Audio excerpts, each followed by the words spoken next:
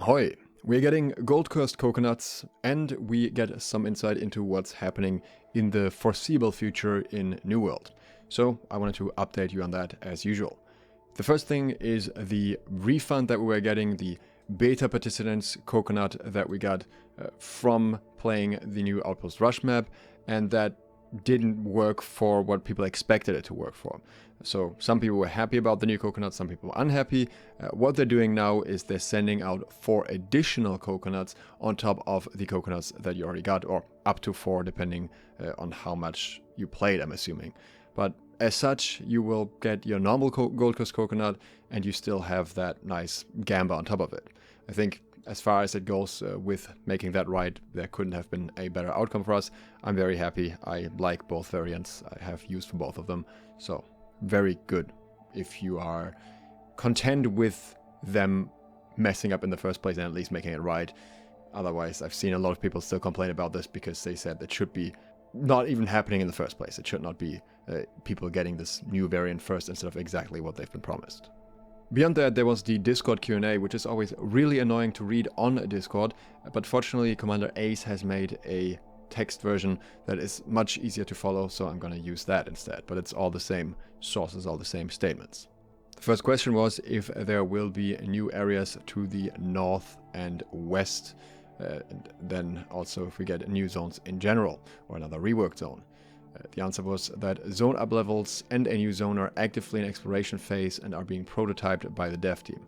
That doesn't really mean much to us because we don't know how long it takes for them to actually put that into action and if exploration leads to something that they're happy with or not happy with. So we know that they're considering it, but not how long it would take to actually see any results from that.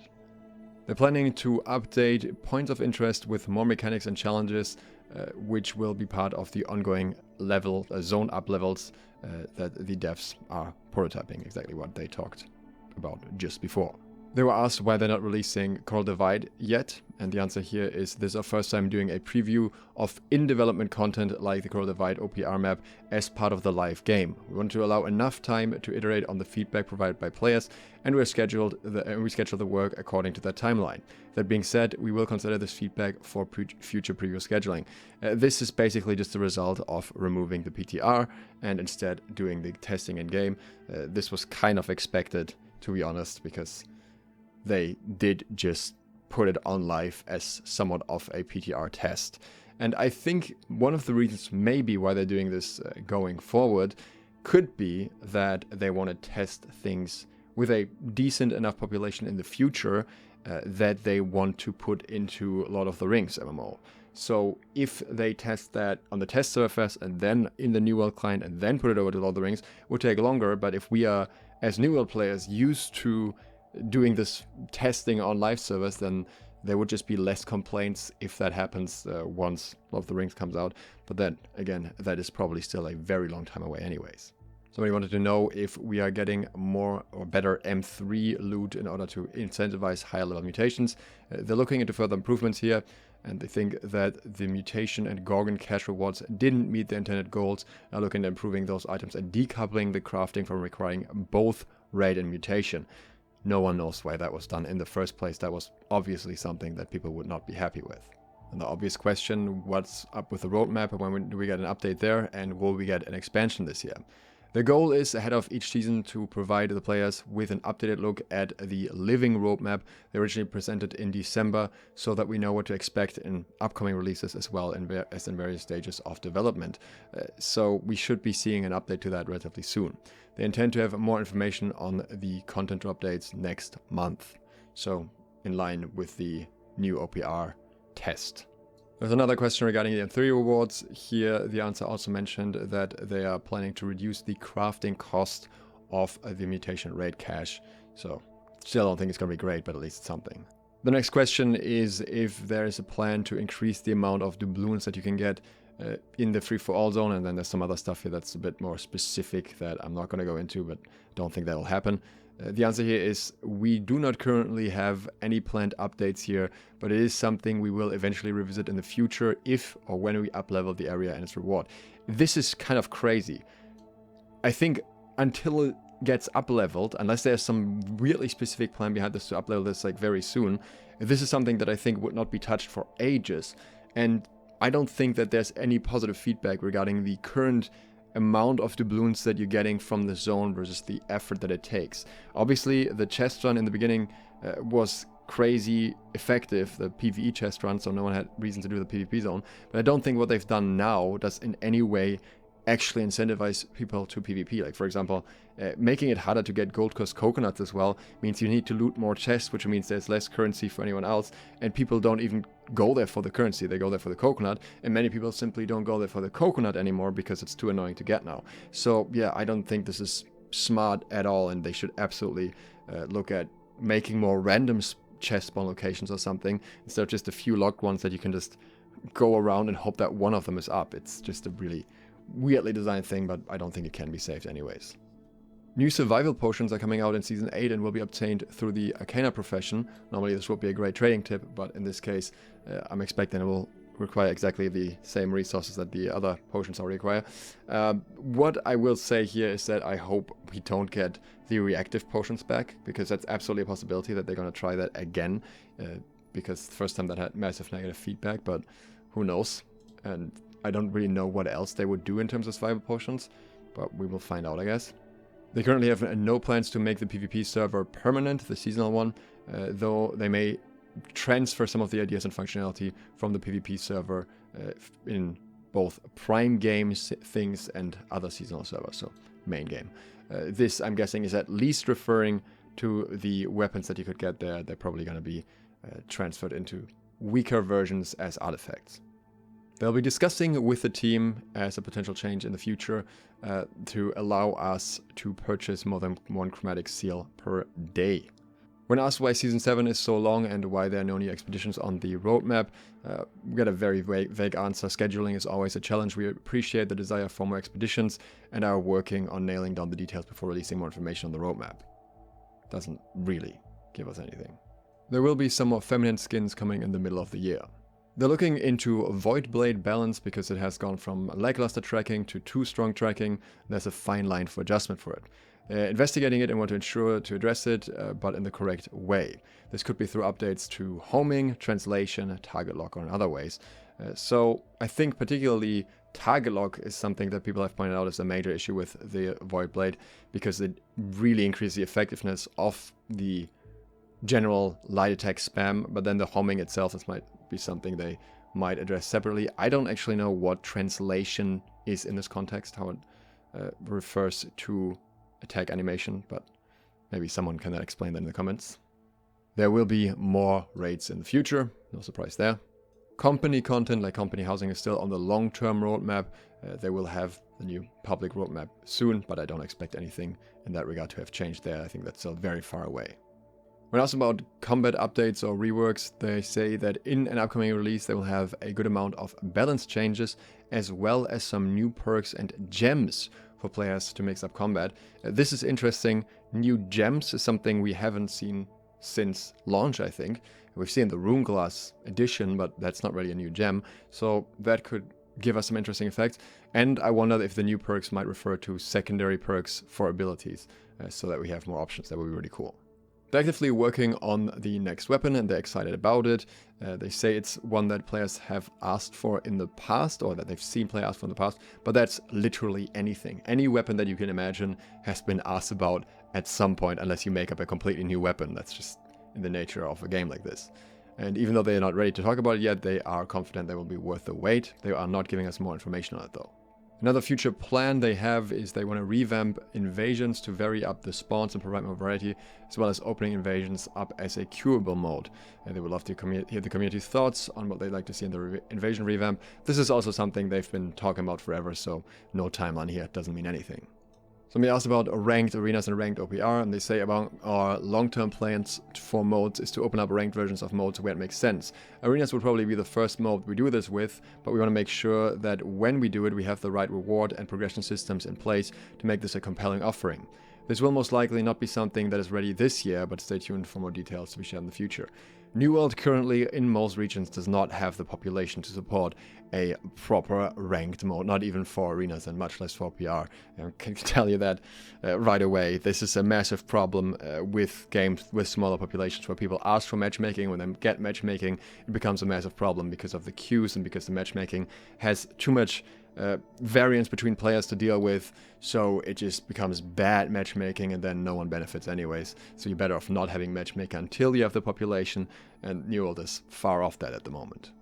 There are multiple questions here covering kind of the same thing, asking about adding more functionality to Gearsets such as attributes and being able to have specific mastery loadouts, and they want to add these things so you can easily store them and swap out builds. And this was something they wanted to push for an internal game jam, but they didn't have the time yet. So this is also something they have been talking about 4 years at this point, I think, or at least a year almost.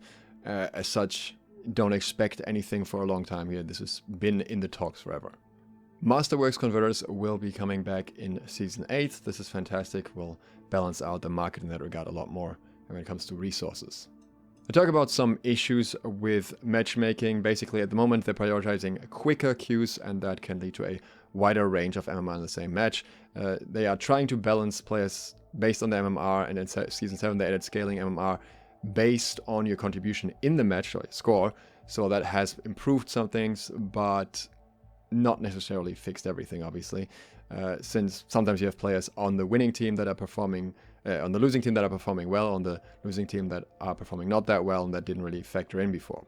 They're continuing to evaluate the MRR system and tune the rules to improve or help improve match quality without negatively affecting queue times.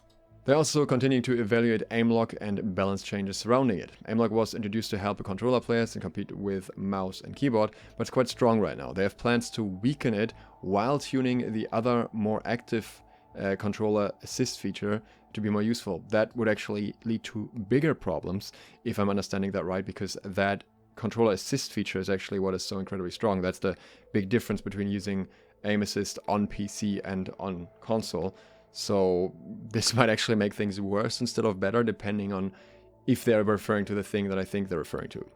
So I wanted to know if the flail is being updated in terms of scaling and so on. The answer here is that there are various challenges that need to be considered when balancing the flail. The lifestyle is an incredibly powerful healing weapon, and when combined with the flail, it causes numerous power issues we have had to address in the past. This is also combined with the wide breadth of functionality the flail has, and them overlapping with each other and other weapons, mainly with tanking and healing. Some power has to be reduced to compensate for the versatility. One thing we are actively looking into is modifying the power of various aspects of the weapon under various situations. For example, if leaning into tanking, the tanking would be stronger, but maybe healing and damage will be slightly reduced. Would be funny to see a flail with slightly reduced damage, because it already doesn't do any damage. Or if you want to be more support healing focus, then tanking and damage won't be as powerful. All that to say is that is something that we want to address, but likely will not happen in the immediate future. I would think this to be kind of a hilarious change if it ends up giving us a damage flail with a light build round shield. I would love that, but not expecting that to happen. Somebody wanted to know if character progression will stay the way it is right now with perks and the way they work in Gear Score, or if there's something they're looking to change about that. They're actively discussing alternative progression models for the future, as well as opening up the variety of perks to provide more gameplay benefits aside from just stat increases. Stay tuned for more info as we solidify our long-term plans, so still far away. They mentioned separately here that they are planning to discuss increasing the rates of chromatic seals in the near future. This might go beyond just buying more seals. So another question about improving the free-for-all zone. The answer here is no new rewards are coming in the immediate future, but they do have an important improvement coming soon to free-for-all functionality that will allow them to lean more heavily on it and do more with it. Stay tuned for more details. I am very skeptical about that, considering how many warning signs they missed with the free-for-all zone, that this is now going to be the way they make it useful and effective and fun. They're not planning to add more gear slots for purchase in the immediate future, but that's something they're looking into. They'd really like to get the attributes and masteries incorporated into them as well, and that would be the longer term improvement. Again, something they mentioned multiple times. Very important question. Somebody wanted to know if they're sticking with seasonal servers. They're evaluating based on their experience with Season 7. There will be more details coming along with the next roadmap update. They're planning some improvements to storage, and the first step that they think they can do here is allowing you to pull from all storages in crafting, trading, and housing. Getting a combined view of any storage shed would be a longer term improvement. But even this improvement itself, just pulling from all storages for trading, that would already be massive. J-Oddity basically had 3 separate questions that were answered. The first one was surrounding horizontal versus vertical progression. Here the answer was that New World is a hybrid of vertical progression, primarily level and gear score, as well as horizontal progression like perks, artifacts, build types, weapon loadout, and so on. They're currently looking in detail at the progression model through an endgame focused lens and less through a focus on early game and leveling moving forward. This is something that obviously with them finally being focused on endgame makes sense. When it comes to the length of seasons, they are saying that seasons are not always 4 months long, but 3 to 4 months long, which to me means most of them will be 4 months long unless they're close to whatever expansion time is. The general goal is to release every 3 months, but it can vary based on various factors and time of the year, which these various factors seem to hit more often than not. They say that seasonal servers are something that they feel can provide a very unique experience that they otherwise couldn't do in the Prime game, but they do realize that the length and time frame of the first server may have been disruptive, and it's something that they will look towards experimenting with. They do understand the POV of Jay, and they only want to offer seasonal servers if they can find a balance that doesn't feel like it compromises long-term progression and splits the server population in a debilitating way. More details on their thinking to come in the next roadmap update, so that sounds like we'll probably not get them quite as often. They were asked about the seasonal events instead of repeating them to get some new and some interesting ones. They say that their goal is to keep adding fresh content on a seasonal basis. This does not specifically mention seasonal events though, so I'm guessing the answer here is probably no for most of them, even though they want to give us higher replayability. So again, the vast majority of these answers is something they're going to do at some point in the future, not in the near future. We'll find out on the roadmap what they have actually planned for the near future. I'm expecting not much of this to be on there yet. Instead, we'll probably primarily see the new OPR map for next season, and that'll be the biggest deal, and everything else is kind of secondary, and then probably some kind of expansion being announced after that, or some larger update at least. If you enjoyed this video, consider subscribing and clicking the bell, and if you'd like to support me further, then you can do so on Patreon. Thanks to all of my patrons who already do exactly that, and thank you for watching. SLOTH, out.